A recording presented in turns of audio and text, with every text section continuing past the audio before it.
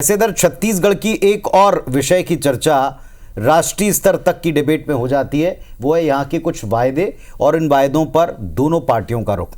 एक सबसे प्रमुख मुद्दा है शराबबंदी का। छत्तीसगढ़ में शराब हमेशा से एक राजनीतिक एजेंडा, एक मुद्दा रहा है। एक बार फिर से शराब अहाते को लेकर कांग्रेस और बीजेपी आमने सामने। बिल्कुल, दरअसल दोनों ही पार्टियों के बीच में बहस हो रही है और ये बहस क्यों हो रही है, इसको इस रिपोर्ट के जरिए समझते हैं।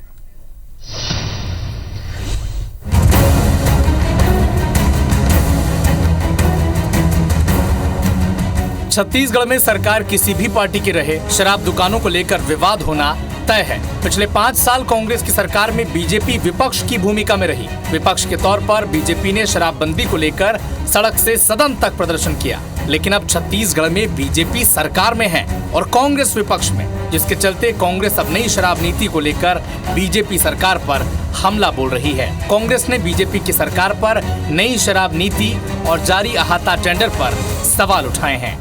अहाता के आवंटन में बड़ा घोटाला किया गया है।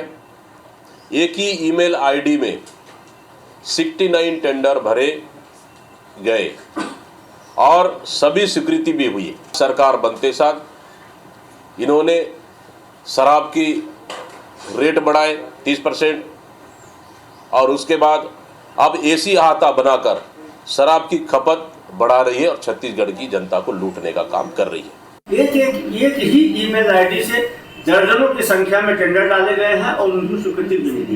ये सारा मामला घोटाले का है। इस पूरे मामले की जांच की है। आज भिखारी से लेके रिक्शा वाले से लेके सब्जी बेचने वाले तक सारे लोग कैशलेस हो चुके हैं।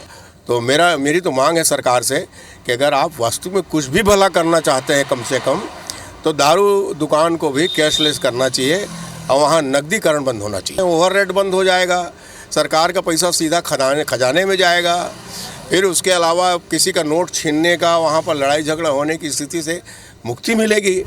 कांग्रेस नेताओं के इस बयान पर उप मुख्यमंत्री अरुण साव ने पलटवार किया है। ये कांग्रेस पार्टी जिसने घर घर शराब पहुंचाने का काम किया, शराब का गढ़ छत्तीसगढ़ को बनाया, उसे इस तरह के प्रश्न उठाने का कोई अधिकार नहीं है। खैर, कांग्रेस और बीजेपी नेताओं के बयान इस पर जारी रहेंगे, लेकिन सबसे बड़ी बात यह है कि किसी भी सरकार को शराब में इनकम से ज्यादा इसके सेवन से हो रहे नुकसान पर ध्यान देना चाहिए। सौरभ सिंह परिहार, IBC 24, रायपुर। तो अफसोस के हर बार शराब एक मुद्दा, एक एजेंडा तो होती है, लेकिन शराबबंदी की तरफ विपक्ष में रहते हुए जितनी मुखर आवाज सत्ता पक्ष में जाने के बाद में एक अलग ही रुख और रवैया दिखा है। क्या आपकी बार भी ऐसे ही होगा? ये छत्तीसगढ़ में आने वाले कुछ समय में स्पष्ट होगा।